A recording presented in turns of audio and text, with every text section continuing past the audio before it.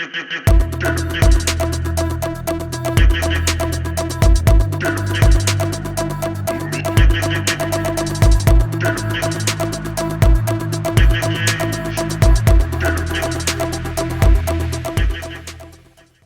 vamos agora passar para a segunda parte da nossa programação hoje, que é a discussão do capítulo, pelo menos a apresentação do capítulo, que será feita pelo nosso colega Paulo Ramos, que está ali ansioso para falar.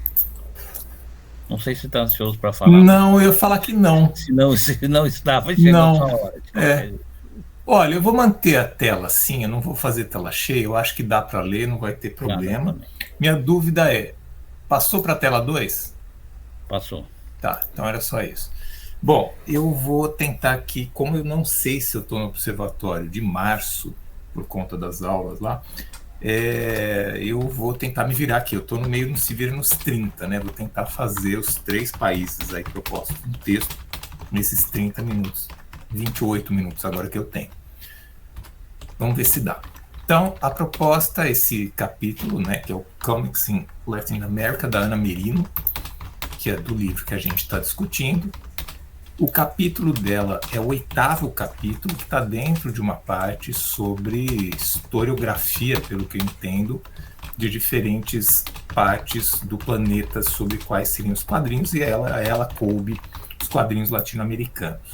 A autora, ela atualmente está na universidade, ela atua nos Estados Unidos, basicamente, né? Está em Iowa, passou por outra universidade antes, foi membro da International Comic Arts Forum, não é mais, pelo que eu entendi, pelo que eu pude ver, e do Centro de Estudos do Cartoon, mas é uma pessoa, enfim, autorizada, sem dúvida, para falar desse assunto. Ela tem 2 livros publicados, um é o El Cómic Hispânico, que eu tenho aqui, não lido, e o desse de 2017, que são 10 ensaios para pensar o quadrinho, em que ela aborda também, em alguns desses capítulos, temas ligados à América do Sul.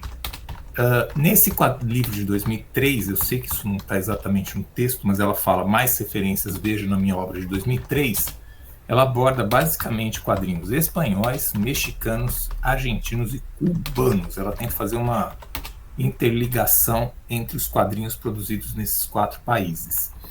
E nesse texto que a gente discute hoje, ela pinça, vamos dizer assim, 3 desses capítulos do livro, que ela faz uma espécie de síntese, uma síntese mesmo, até por conta do espaço, nesse capítulo.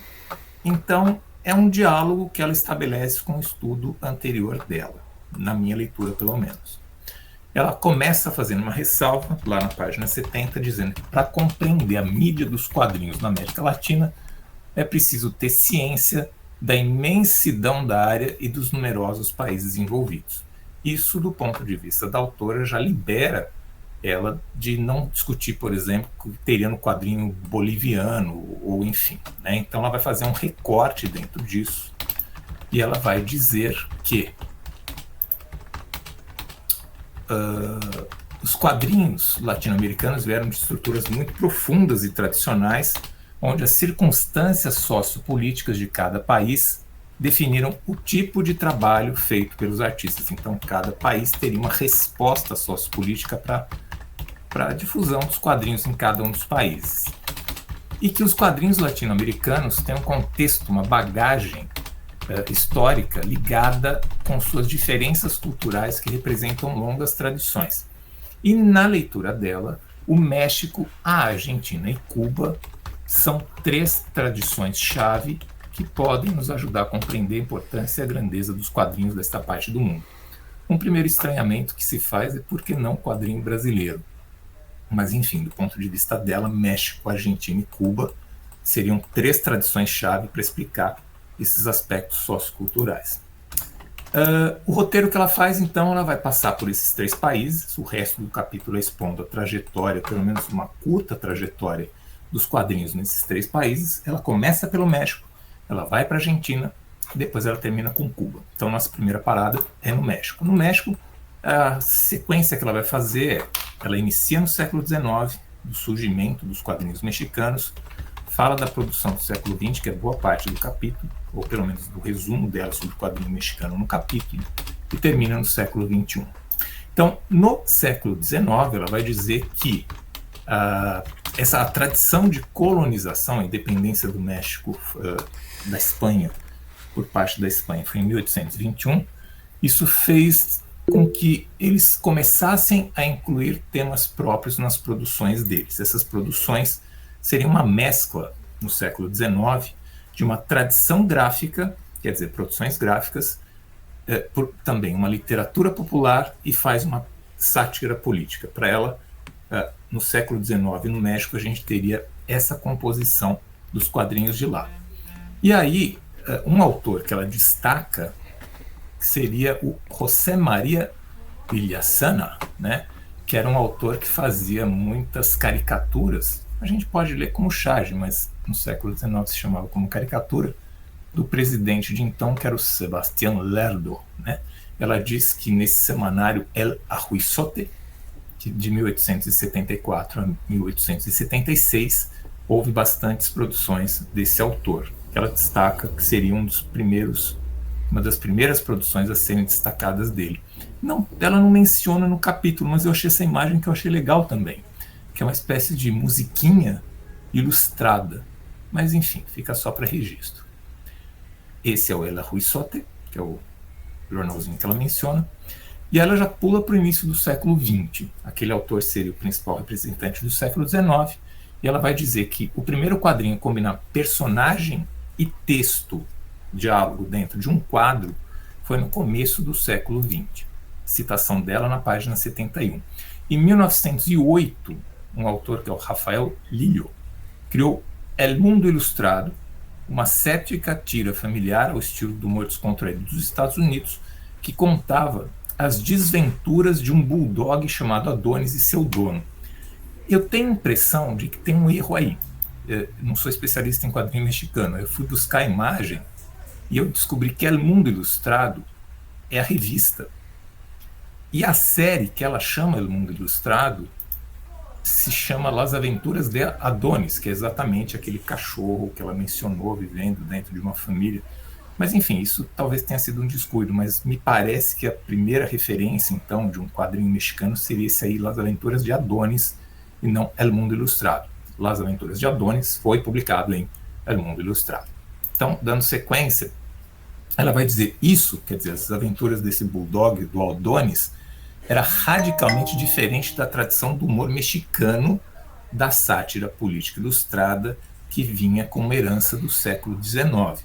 Daí que seria o destaque da primeira referência de quadrinhos sequencial, vamos dizer assim, surgida no México. Outra coisa que teria ajudado bastante na difusão dos quadrinhos lá no começo do século XX seriam as propagandas, que havia anúncios feitos com quadrinhos. Aí ela vai começar a destacar alguns autores e séries. Uma série, que é o Dom Catarino, esse personagem aí da direita, criada por esses dois autores. Eu não vou ficar citando tantos autores para eu ganhar um pouquinho de tempo. Mas em 1921, outra imagem do Dom Catarino aqui. E ela vai dizer que com essas séries começa a surgir no México uma coisa que ela chama de mexicanidade. Daqui a pouco ela vai falar também da argentinidade. Esse personagem, Dom Catarino, surgiu em resposta à necessidade dos jornais de garantir material gráfico, já que as provas das tiras importadas dos Estados Unidos chegavam frequentemente com atraso. Isso não era uma mera questão de substituição do que era importado, mas também refletia o desejo por um novo produto que tivesse um tema verdadeiramente nacional, como era o caso desse Dom Catarino. E o que seria esse tema verdadeiramente nacional? O personagem tinha de ser um grande mexicano, com espírito patriótico, astuto e bravo, e também falante. No meu entender, o também falante é mais para manter um humor da série, né? Aí, com esses traços mexicanos, vão surgindo outras séries a partir da década de 1920. Ela vai citar o Mamerto, esse personagem, muito mal essa reprodução, mas é o que a gente conseguiu. Aí na direita, né, de 1927, que teria esse exemplo de mexicanidade. Na década de 1930, ela destaca não tanto as séries, mas as revistas em quadrinhos que vão surgindo lá no México. Ela menciona Paquim, ela menciona Paquito, ela menciona Chamaco e ela menciona Pepín. Eu sei que daqui a pouco alguém vai falar, Pepin é aquela que chegou a ser publicada todo dia no México. Eu lembro dessas histórias, acho que o Valdomiro sempre comenta isso, mas ela não menciona esse fato no capítulo, mas tem essa curiosidade do Pepin, que ela menciona da Pepin, que Pepin ficou tão famoso, assim como o nosso gibi, que os quadrinhos de lá começaram a ser chamados de pepines. Então, esses pepines tinham, segundo ela, 2 temas centrais. Um era o humor, e ela cita como exemplo a série Super Loucos, que a gente vai mencionar já já, e outros que eram de temáticas mais realistas, como Adelita e las Guerrillas, acho que falta um R aqui, e Juana. 3 séries competiram com conteúdo estrangeiro, aí dentro desses pepines, e ela vai citar os Los Super Sábios, Los Super Locos, esse é do Gabriel Vargas, que é um autor importante do México, e esse Gabriel Vargas também criou uma série muito importante lá do México, que é La Família Borrón, né? Los Super Sábios são inspirados nos sobrinhos do capitão, que são 3 jovens, 2 deles inventores, que é o Paco e o Pepe, e o terceiro é um mais fortinho, que é um comilão. Ele está mais preocupado com comida do que com as invenções. La Família Borrón é uma família típica de classe média, que tem o Dom Regino e a Dona Borola. E tem mais de 40 personagens coadjuvantes que vão aparecendo na história, vão interagindo com a família. Essa La Família Borrón foi publicada por décadas, até este século, né? Então, essas séries que eu estou citando, elas tiveram duração de décadas, mas especificamente La Família Borrón teve até o século XXI. Ela cita também, que vai surgir mais um pouco depois, né, mas né, por essa época também, o Memim Pinguim, que é uma série também bastante importante de lá, e que foi publicada também por décadas. Parte das séries continuou sendo publicada nas décadas seguintes, como a gente comentou, mas aí ela faz na exposição um salto para a década de 1960. Então ela sai lá de 30 e das séries que vão surgindo depois para a década de 1960. E na década de 1960 ela dá um foco num autor chamado Rios. É interessante que eu conheci esse autor, mas não sabia que era do México e, enfim, aquelas descobertas lendo o texto, né? O Rios é um autor que, no entender dela, seria uma peça-chave para quem quiser entender o pensamento de esquerda da cultura e da história mexicana. O Rios, ele tem uma revista que ele publicou por 3 anos, 65, 67, chamada Los Super Machos. E aí a gente já percebe que no México eles têm a tendência de chamar as séries com super, né? O super é muito forte lá. Um parêntese aqui, a série Get Smart, que é o Agente 86, lá no México é o Super Agente 86, né? Então esse super tem uma marca muito forte lá no México, e ele publicou essa série que era ambientada, essa revista que era ambientada numa cidade com várias situações, vários personagens, mas o pensamento de esquerda mesmo ficaria nas produções em quadrinhos que ele fez para a formação de adultos. Aí ela cita esses casos, que é o Cuba para Principiantes, que foi publicado no Brasil pela Versus, Marx para Principiantes, que eu achava que tinha sido publicado no Brasil, eu não achei uma edição brasileira, mas em Portugal chegou a sair, e Lenin para Principiantes também, e outras produções que ele também fez nesse sentido. Ela faz outro salto, ela vai para a década de 1980, e na década de 1980 ela faz 3 destaques. Que é uma tira, ela fala que é tira, mas o exemplo que eu vou mostrar é que parece uma história maior, mas enfim, por desconhecimento eu vou manter o termo dela. Uma tira criada pela Secretaria de Educação Pública, chamada México, História de um Pueblo. O segundo elemento, o segundo fato que ela faz um destaque é que houve um encontro internacional de historietistas, de autores de histórias em quadrinhos no México, que foi sediado em Cocoyoc. E o terceiro é o jornal Uno Más Uno, que publicou um suplemento chamado Mais ou Menos, que teria cartoons políticos, e ela entendeu que é importante. Especificamente esse primeiro caso aí, que é do México, História de um Pueblo, que ela fala que é a tira que foi feita pelo governo, distribuída para as crianças no México, a gente acha em download isso fácil na internet, em meios legais, né? Eu peguei esse tomo 7, mas você percebe que é uma página e a história vai contando, assim, né, várias, em sequência mesmo. Não sei se é bem uma tira, mas, de novo, estou assumindo meu desconhecimento. Mas, enfim, fica aí o registro e vai contando a história do México em vários tomos, com vários fatos, enfim. Pegando o gancho da exposição da Adriana, também seria uma forma de divulgação científica, só que é histórica, né? Divulgação do conhecimento histórico do país.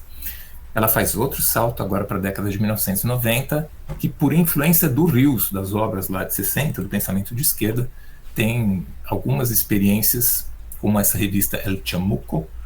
Essa capa é deste século, mas a revista surgiu na década de 1980 com humor político, sátiras, enfim, mas que teria uma pegada parecida com a do Rius, essa coisa mais de esquerda, né? E o capítulo, não é bem um capítulo, a parte do México dela finaliza com menções de alguns nomes que atuaram entre as décadas de 1980 e 90, em particular Gis Trino e Vítor Del Real. Claro que é uma exposição rápida, mas o fio central dela é a tal da mexicanidade. Quer dizer, no México você teria reflexos de como os quadrinhos trabalharam questões nacionais e de como isso aí impactou na trajetória do quadrinho mexicano. Eu vou copiar, eu vou botar no chat. Eu achei legal essa página que eu descobri fazendo as pesquisinhas de imagens, que é uma página que só tem pepines. Então eles têm capas, é tipo uma hemeroteca, né? Tem várias capas de pepines e vários pepines, né? Mas que eu não vou falar tanto porque a nossa próxima parada é México. Aí eu vou jogar outra tela. Mas antes disso eu vou jogar o linkzinho aqui, que não entrou para vocês poderem ver, tá? Estou entrando a segunda tela. Enquanto isso, se tiver alguma observação, façam rápido enquanto abre a tela. Tenho 30 segundos para essas observações. Nosso tempo infelizmente acabou, professor Gazi. Eu agradeço a sua atenção. Menin foi publicado no Brasil. Foi? Foi. Quê? O Memim Pinguim foi? Foi. E o Marx para principiantes também, viu, Paulo? Também. Só que se chamou década de 80. Conheça Marx, Teoria e Política em Quadrinhos. É esse pegadinha. E a família Burron é bastante machista. O marido bate na mulher com cinta.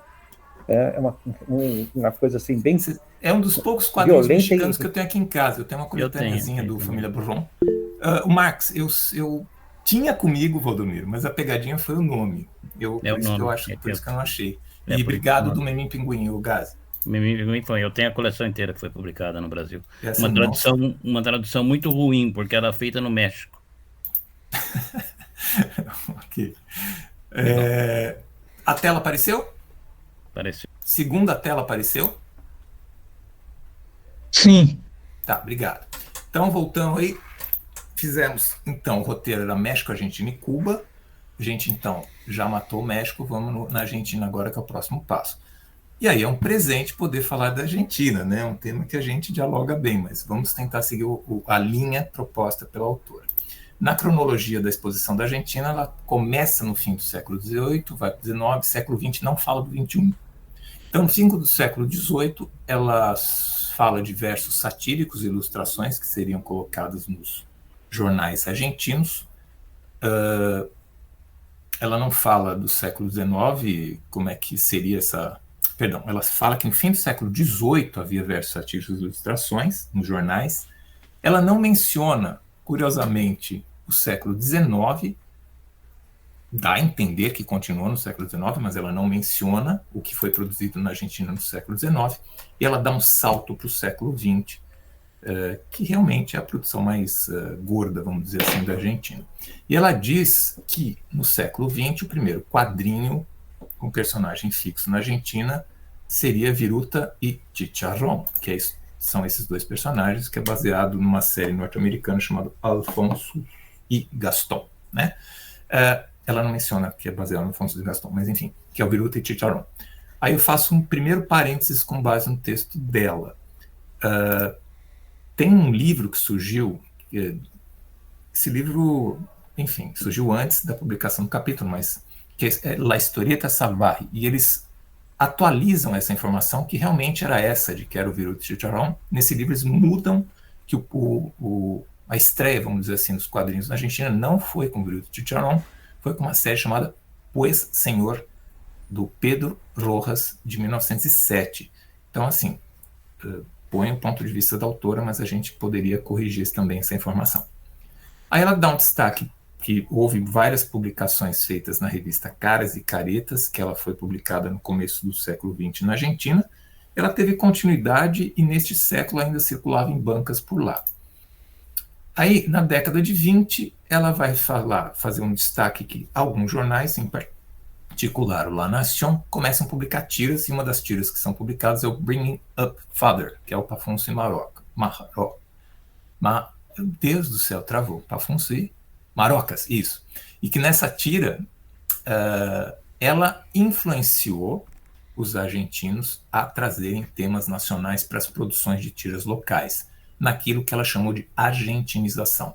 Da mesma forma que no México tinha mexicanização, aqui temos argentinização, que seria o argentino colocar temas próprios da cultura local nas produções de séries. E aí, parte disso vai ser visto nas séries dos dons, né? São os dons, os personagens que vão surgir depois. Ela vai citar em 1902 o Pancho Talero, publicado na revista El Hogar, a família do Dom Sofanor, também na década de 1920. Qual a influência do Pafunço Marocas? Seriam todas situações de costumes, tem uma classe média que é representada, tem a figura do patriarcal, enfim, né? Dom Fierro, criação do Dante Quinterno, que vai ser um autor muito importante na Argentina durante todo o século XX, vai criar o Patoruzú. Dom Rio Contento, também do Dante Quinterno, e é importante o Dom Rio Contento, porque nessa série do Dom Rio Contento vai ter a primeira aparição de um índio chamado Patoruzú, né? Que essa é a primeira aparição, inclusive, do Patoruzú, que vai roubar a cena e vai se tornar o principal personagem do Dante Quinterno por décadas, e é um dos principais personagens também do quadrinho argentino. Teve até desenho animado. Teve tudo, inclusive estátua dele no Passeio da Historieta lá em Buenos Aires.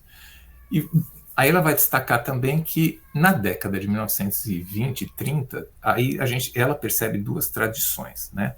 A primeira é de um humor que se reflete principalmente nas revistas, nas páginas de Columba e na El Toni.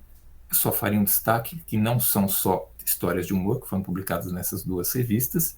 E na década de 1930, ficou bem evidente o surgimento de histórias de aventura e de tiras desse estilo familiar, como esses exemplos que a gente citou agora há pouco. Ela vai citar Mustafa, Polol, Rantanplan. Eu ficaria no Patoruzú, que é realmente importante, né? E nos trabalhos do José Luis Salinas, ela menciona, foram feitos vários trabalhos de aventura. Eu peguei um exemplo aqui, que é o Hernán el Corsário, que foi publicado, salvo engano, na revista Patoruzú. Ela cita que o gaúcho, que é a figura uma tradução bem ruim é o gaúcho, né?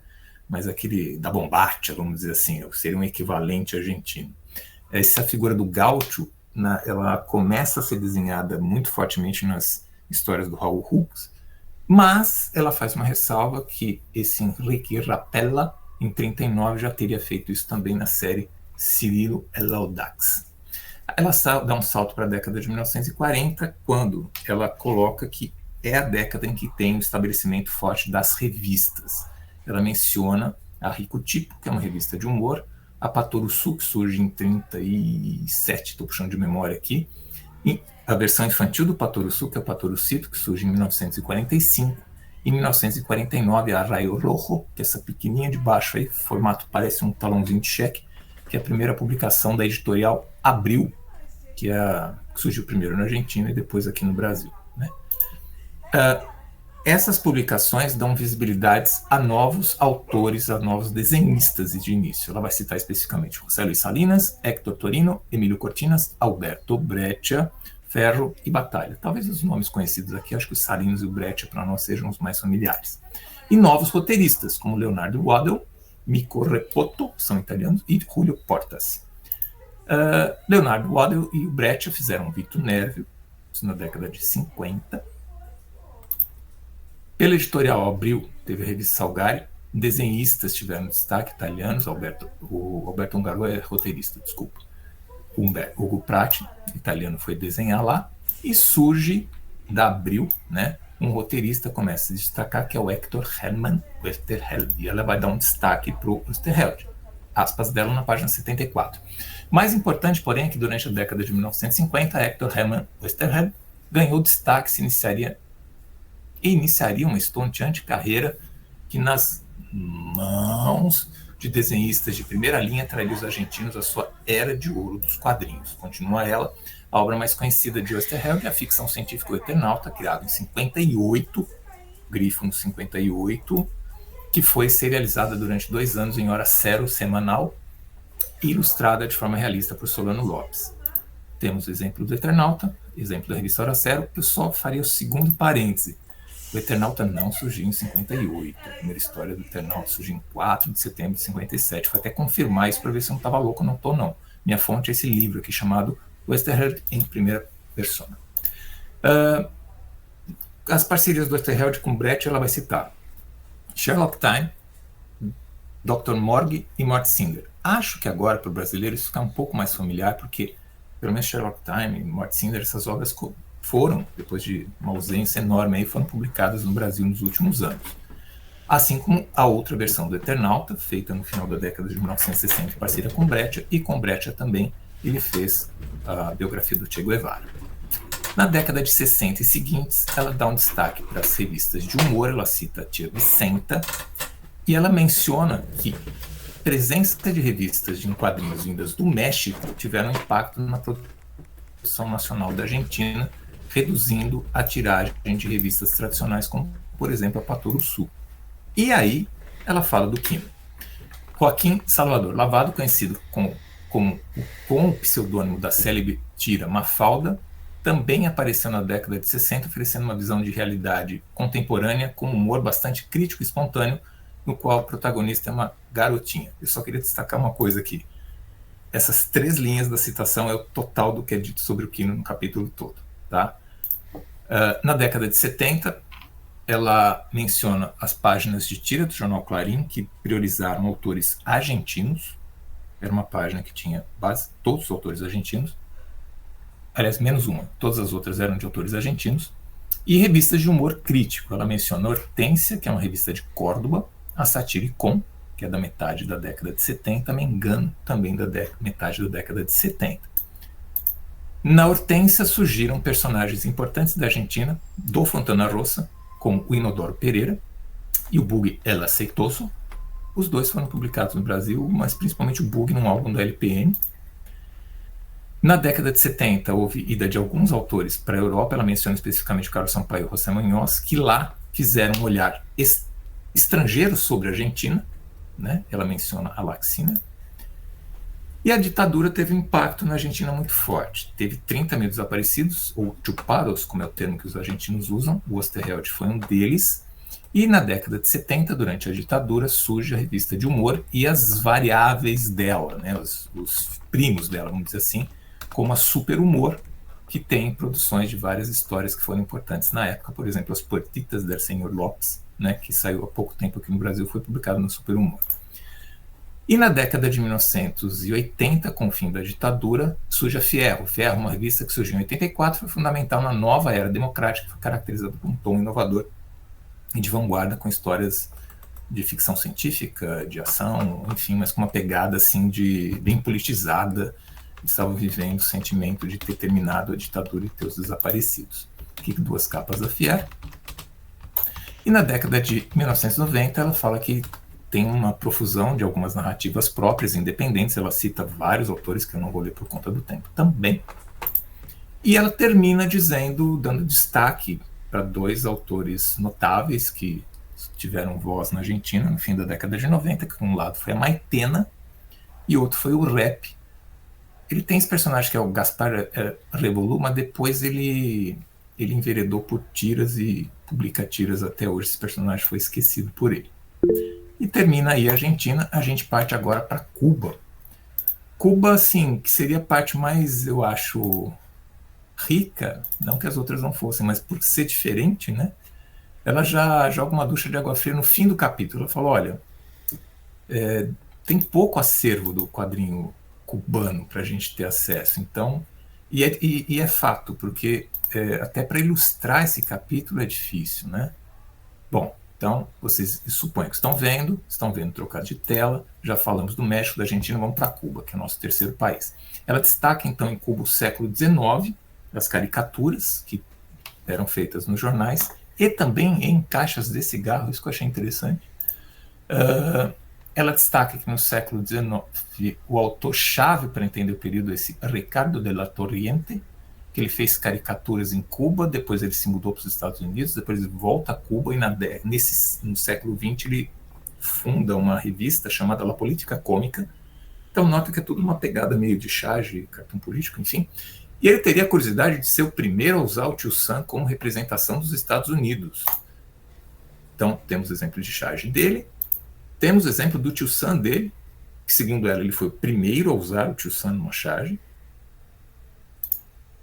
e o La Política Cômica, que é tá mais uma revista, né, que ele fundou no século XX. Um personagem que ele criou, que ela destaca em 1911, é esse Libório. Esse Libório teria, segundo a autora, sido usado para anúncios de produtos. Ela vai fazer um destaque também para esse personagem, que é Bobo, de 1926, criado pelo Eduardo Abela. Na década de 30, ela vai destacar que tem realmente presença forte das revistas, tem todas essas, eu não vou citar também, mas que nessa Semanário Zig-Zag teria sido publicado o primeiro quadrinho serial de detetive, que é uma série chamada Rolito. Não consegui achar o Rolito, mas eu achei o Loquito, que é da década de 50, que é esse personagem criado por um autor chamado Nuez. Esse Nuez também criou esse personagem chamado Loquito, né, que seriam alguns personagens importantes, mas esse Nuez, pelo que eu vi no pouco que a gente pesquisou, é um autor importante da Argentina, de Cuba. No fim da década de 50 surgem algumas séries, alguns autores acabam se firmando, um deles é esse Chago, que criou esse personagem que é o Rolito 26, Nuez continuou publicando também. Em 59 tem a Revolução, sai o presidente Fulgêncio Batista e entra o regime revolucionário liderado por Fidel Castro. Então até 59 você tinha um humor anti-Batista, que era anti o presidente. Depois, os ideais da Revolução tiveram forte importância na produção dos quadrinhos que acabaram surgindo, ideologicamente, e ela dá um dado curioso, que também teve uma influência, que parece contraditória até, mas que tem uma influência da revista Mad na produção de lá. Eu vou pular para a influência da revista Mad, que seria esse personagem aqui, que é Super Tinhosa. Tinhosa é uma espécie de ave cubana, né? A história é curiosa. Esse Virgílio, ele era um fã, tem a citação aqui, Virgílio sempre gostou das aventuras do super-homem, mas para os revolucionários cubanos, o super-homem representava o imperialismo. Super Tinhosa, como resultado, é um simulacro de um herói criado como uma paródia do mito, um personagem negativo que exemplifica as limitações do capitalismo. Mas interessante que seria essa a influência da revista Mad nos quadrinhos de lá. Do ponto de vista de influência das ideias da Revolução, ela vai dizer na página 77 que quadrinhos em Cuba nas décadas de 60 e 70 tiveram de adaptar as histórias para os ideais da Revolução estabelecida sob o regime de Castro. Como resultado, os quadrinhos foram infantilizados e foram mudados para uma ferramenta educacional para ideologização das crianças. Esse personagem, que é o Elpidio Valdés, ela cita que é um caso desses. É um personagem do fim do século XIX que acaba contando uma história de Cuba, só que do ponto de vista já revolucionário. É um personagem que durou por décadas. Eu achei que essa imagem sintetiza bem a evolução fisionômica, pelo menos, do personagem. O Vigílio, que é aquele do Super Tinhosa, também criou alguns personagens sobre o olhar feminino. Um deles é o Chalupe, que é um personagem que mostra o olhar feminino ante o estereótipo do macho latino, que foi publicado por pouco tempo, mas foi publicado, ela dá um destaque a essa série. E outras personagens femininas que surgiram são Las Criolitas e Barbarita, desse Luiz Wilson, e Milo Lapinera, esse from aqui foi um Ctrl-C, Ctrl-V bem feio, do corpo Pele. A autora elenca nomes de revistas da década de 70, não menciona nenhuma da década de 80 e menciona algumas das décadas de 90. Como é difícil achar as capas dessas revistas e serão só os nomes, eu trago só a menção. E aí a observação final que ela faz no capítulo, e ela encerra o capítulo com essa citação, é que os quadrinhos cubanos foram moldados de forma única pela Revolução e os anos subsequentes de transformações sociais ideológicas. Mas devido à falta de estrutura para a preservação de coleções, provavelmente haverá, eu confirmo, há dificuldade na recuperação da história, pelo menos dos exemplos. Ok, muito obrigado por ouvirem.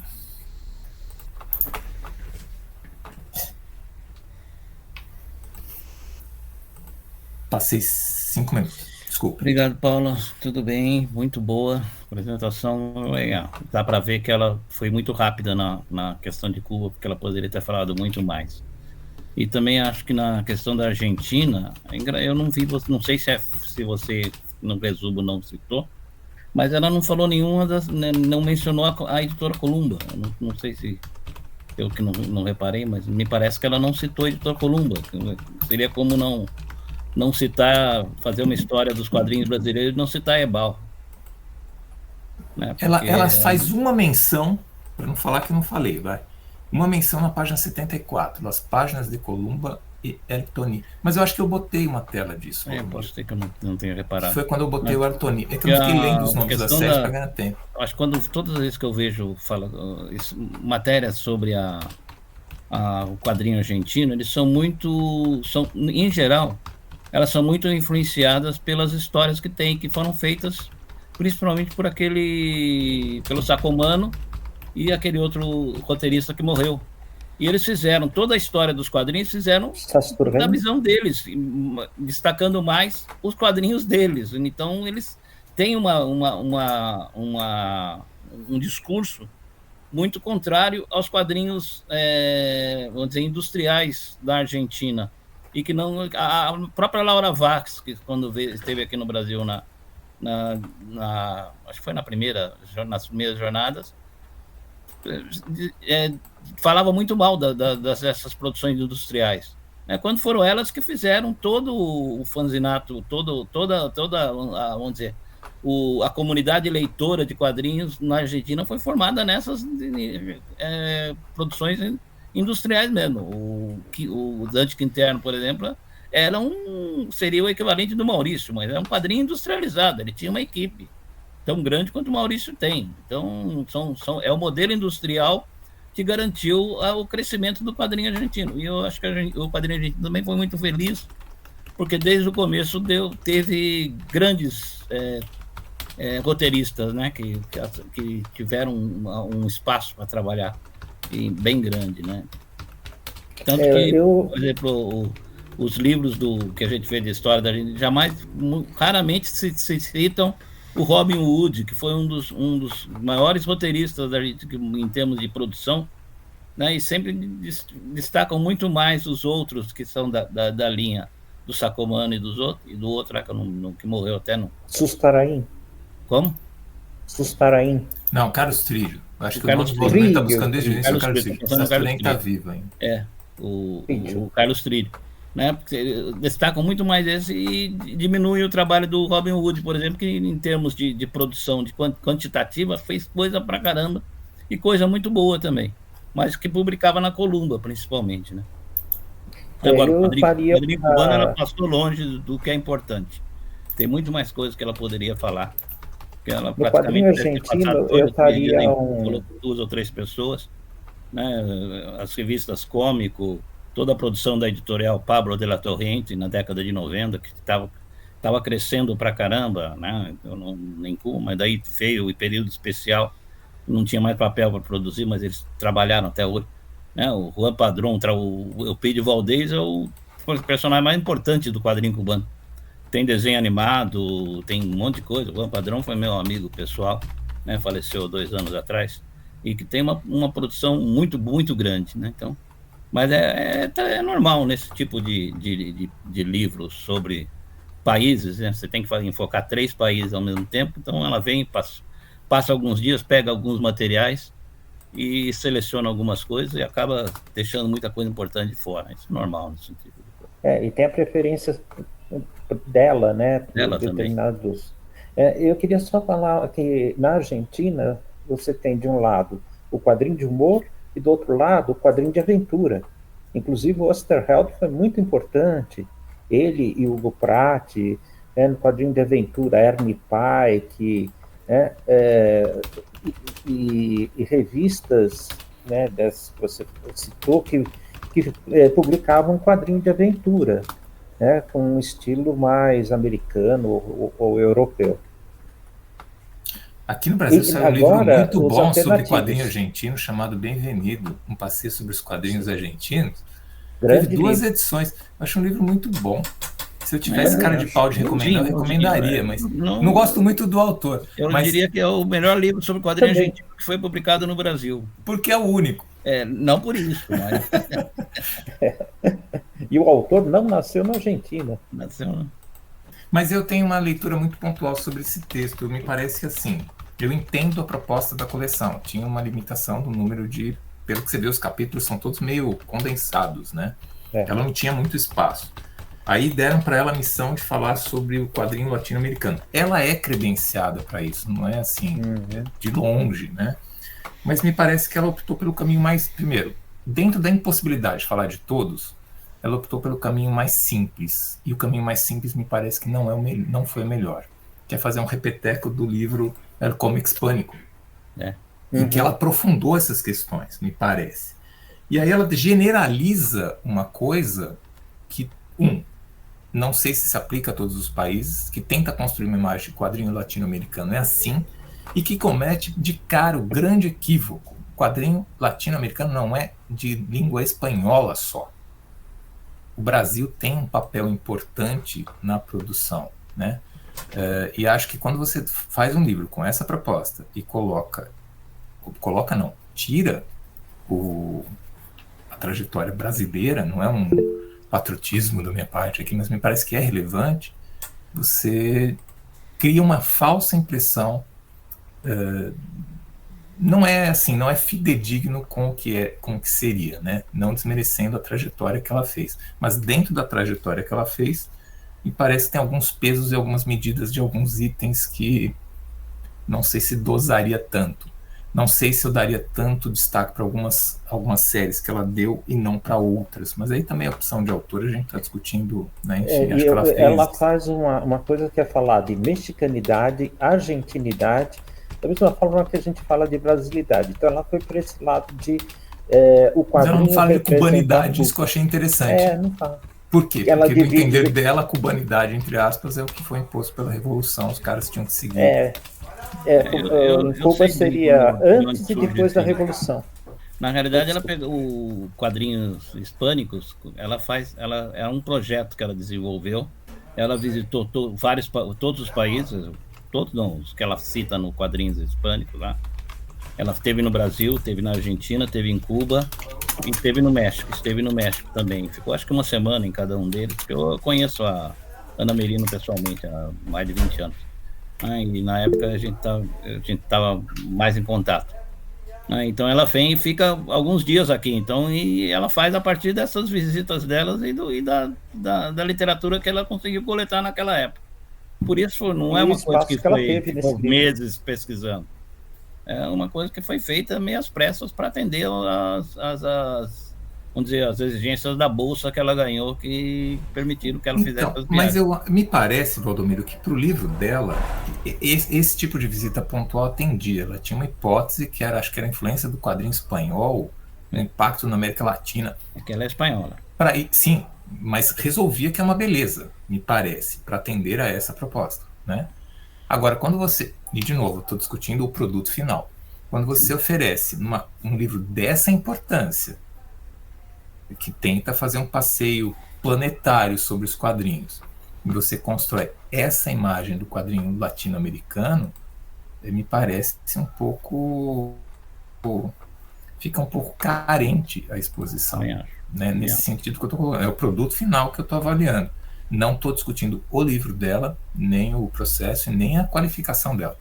Mas me parece que de cara tem esse vácuo, né? Acho que você não colocar o Brasil de cara gera um problema. Eu acho que é uma questão de espaço também que deram para ela. Não sei se ela tem que fazer opções. Primeiro, eu concordo com o Paulo, é uma questão de opção pessoal. Ela decidiu que ela poderia ter negociado com os autores também. Aí a gente não sabe se os autores, por exemplo, ela apresentou os 4 e os editores do livro tiraram o Brasil também, a gente não sabe isso, né? Mas estamos avaliando o produto final, né? Como produto final, a gente ficou faltando, realmente. Mas eu tenho a impressão de que não foi isso, Valdomiro. Eu tenho a impressão de que ela fez um repeteco da pesquisa dela do livro. Eu tendo a acreditar muito mais nisso também. Também. Errou mesmo, rapaz, tem que falar mesmo. O que é, Robson? Errou mesmo, desmereceu, a gente tem que criticar mesmo. Excelente sua crítica. O Robson é adepto do fogo no parquinho, né? É porque eles. Posso fazer uma pergunta também, aproveitando? Oi, Fernanda. Eles não medem palavras. Pode falar, Fernanda.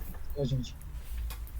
Não, é porque, na verdade, quando ela fala de Cuba, pelo que eu entendi, não li o texto, confesso, tô meio que escondida aqui da Helena para poder fazer o observatório, para assistir o observatório, mas eu senti muito quando, logo no começo, que o Paulo falou que ela tem academicamente uma visão norte-americana, ela estudou em universidades norte-americanas.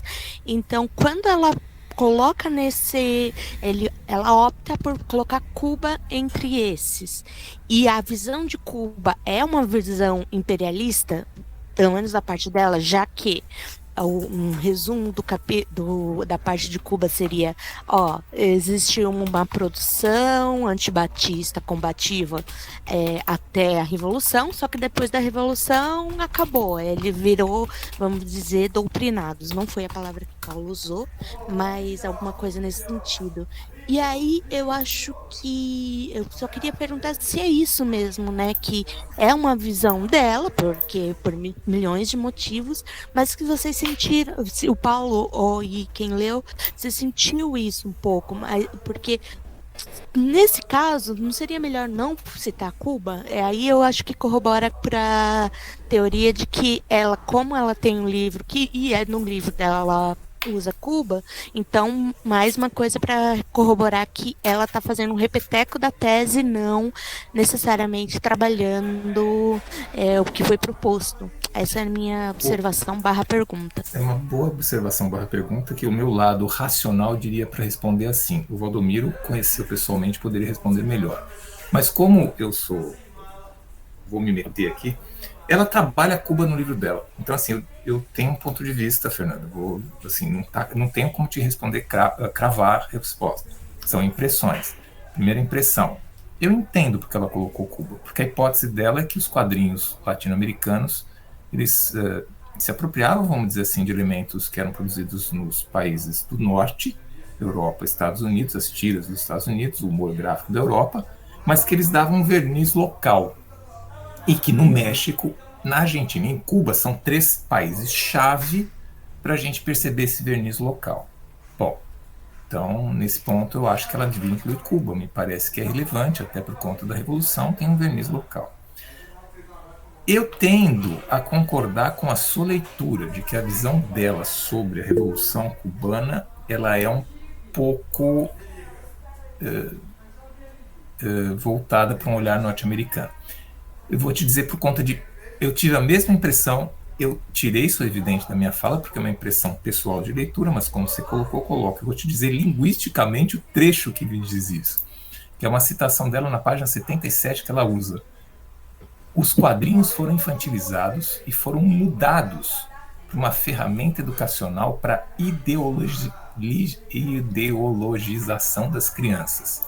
Quando você fala uma ideologização, discursivamente, você pega uma formação discursiva meio com esse olhar contra Cuba ou anti-Cuba. Veja, eu estou fazendo uma análise de uma citação com base nas pistas discursivas que ela vai dando. Esse trecho me incomodou e foi um dos trechos que eu usei na apresentação. Até fui checar direito lá no original se era isso mesmo agora, mas é isso mesmo. E sugere um pouco essa visão. Não sei se isso desabona a discussão que ela fez sobre Cuba. Me parece que isso realmente aconteceu. Depois da Revolução, houve um olhar pró-revolução que moldou as produções que tiveram depois disso. Não sei se mudaria o resultado final. Mas esse trecho realmente eu fiquei com essa impressão também, Fernando. Mas é impressão, não posso te provar isso. Valdomiro? Os autores de quadrinhos cubanos são todos... Pelo menos os que eu conheci eram todos favoráveis à Revolução, então eram todos engajados na Revolução Cubana, então produziam a visão de Cuba com a qual eles concordavam. Eles não faziam, não se propunham a fazer um quadrinho contrário à Revolução Cubana, porque eles acreditavam na Revolução. Então, mas não tinham os quadrinhos cubanos não têm a função de ser didáticos, fora tinham uma revista lá, que os quadrinhos que eram publicados na Pioneiro, na revista Pioneiro, que era uma revista infantil mesmo, que tinha o objetivo. Esses eram quadrinhos para divertir, mas tinham a função de também ser educativos ao mesmo tempo. Mas os quadrinhos, de uma maneira geral, eles tinham a função muito mais de divertir, mas falavam da realidade cubana. Não falavam mesmo quando tinham as histórias espaciais, tem muitos quadrinhos policiais, de ficção científica, infantis de maneira geral, mas que são quadrinhos normais, em vez de falar da realidade norte-americana, fala da realidade cubana. Então as crianças vão na escola vestidas com a roupa de pioneiros, que as roupas que as crianças usam. Existem personagens que são representativos da realidade cubana. Então, logicamente, que estão reproduzindo a visão cubana de mundo. Mas dizer que são ideologizantes é como a discussão do paralelo Pato Donald, né? Não é isso, eles estavam produzindo. Eu lembro que um dos autores cubanos lá, uma vez que estava com um livro que falava dos quadrinhos, questionando, era sobre o Mickey, Mickey e a ideologia americana, e que mete o pau nos quadrinhos. Eu lembro que um autor cubano levantou isso, esse cara não entende nada de quadrinhos, isso é absurdo o que ele está falando, exatamente, porque era um autor de quadrinhos que acreditava nos quadrinhos, né? Então, e na época que ela esteve lá, a Cuba teve na década de 90 uma proposta chegou a montar uma estrutura quase industrial de quadrinhos. Tinha 2 ou 3 revistas, uma ilha pequena, tinha 2 ou 3 revistas que publicavam, que eram muito consumidas, publicavam com 40, 50 mil, 60 mil exemplares por mês. Mas que depois, quando chegou o período especial lá no início da década de 90, acabaram, não tinha mais papel, acabou tudo, né? Mas a Cuba chegou a caminhar para criar uma indústria semelhante à indústria argentina, na linha da indústria argentina, mas daí não conseguiu ir para frente. Então hoje a produção é muito pequena, né? É difícil encontrar quadrinhos lá, porque as editoras todas praticamente pararam de publicar. Tem um exemplo no cinema cubano.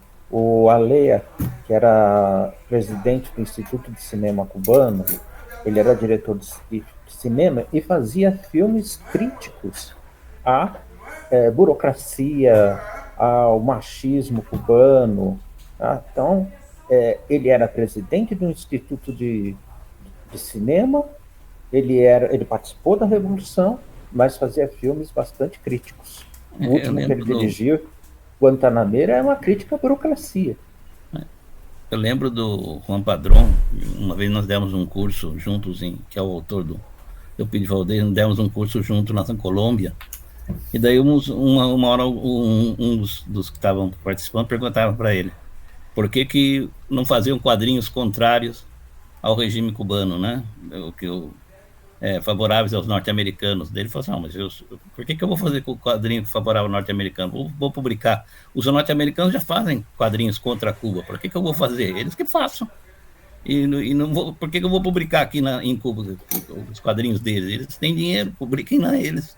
Não vão publicar aqui. Então, é a visão dos produtores cubanos. Então, tanto que você vê Eupidio Valdez é um herói da Revolução da Independência Cubana, da Guerra de Independência Cubana. E é um personagem muito interessante, inclusive. Muito, muito bom, um quadrinho muito bom. Valdomiro, vamos terminar já. Próxima. Não, a gente fica discutindo aqui até a meia-noite, que é muito bom. O texto permite. Próximo colóquio é no dia 8 de março. 8 de março. Tá? A partir de agora eu me despeço, volto no final do ano no Amigo Secreto, desejo a todos um ótimo que você venha no Amigo Secreto, pelo menos. Uma pena. Eu já paguei meu pedágio aqui fazendo a exposição. Temos agora 3 países em 32 minutos. Bom. Valdomiro, o próximo capítulo trata de 2 países europeus, Itália e Espanha. eu gostaria de propor dividir entre 2 pessoas para fazerem. Eu gostaria de fazer o quadrinho italiano. Eu queria objetar. Porque eu fiz O 3 Paulo fez países e 3, não por que dividi. você não pode fazer Por 2, que tem que Roberto? dividir isso? Porque é Oi? grande, foi Itália? Que qual argumento? Não entendi. Se o Paulo fez 3, por que você não pode fazer Tem 2? 32 minutos. É que eles são bem diferentes, O Alberto os voltou? dois. Alberto, você não tinha ido embora? Quem? O Alberto, O Alberto tá aqui. meus caros, muito obrigado, mas coloca Abre o embora. microfone. Microfone, Alberto. Bom, vocês façam como vocês quiserem. Eu não vou estar, se quiser dividir, divide. Eu tô brincando, Alberto, você mas- está sem o microfone ligado. Agora sim. Eu acho que o Roberto devia fazer os 2 países no próximo colóquio. Não dá para ouvir o Alberto. Não dá. Desculpa, A mulher Alberto. dele Eu não- sei, você a mulher voltou, dele tá deixou ele ótimo. participar, mas cortou o microfone dele. Tem uma pessoa ouvindo o Alberto, o Wilker, mas eu também não estou ouvindo. É aquele Tudo problema bem, tudo do É. misterioso do mítico StreamYard. Não tem ninguém que possa fazer a parte do capítulo sobre a Espanha? Eu acho que você devia fazer as 2, Roberto. Eu preferia Eu não- também, Roberto. Faz as 2, Roberto. É possível. Ah, tá eu bom, sou a prova tá bom. viva que é possível. Então, já que o povo quer, diga que eu faço. Bom, eu não volto Roberto- mais, então quem Roberto me mata. cedendo A pressão a pressão popular. democrática. Então fica o Roberto apresentado os 2 no próximo, dia 8 de março. Vamos tirar, já fizeram a nossa foto com todo mundo bonito e faceiro? Ou não ainda? Selby, você está sem som também. Poxa, tá todo mundo sem voz hoje. Bem, Gazi, tira a foto. Tá bom. Vamos ver o André, fazia tempo que ele nunca abre. Prazer em vê-lo, André. Quem quiser abrir aí a câmera, eu tô Abrir a câmera. tô A Fernanda visualizando tá aí. desculpada Só porque que senão a gente acorda tá com a câmera a fechada Helena. ainda. Pronto? Mais alguém aí? Legal, Vamos lá. pronto. Pessoal, um prazer muito grande encontrá-los. Bom final de semana e até março. Tchau, tchau. Tchau, tchau. Obrigado. Tchau.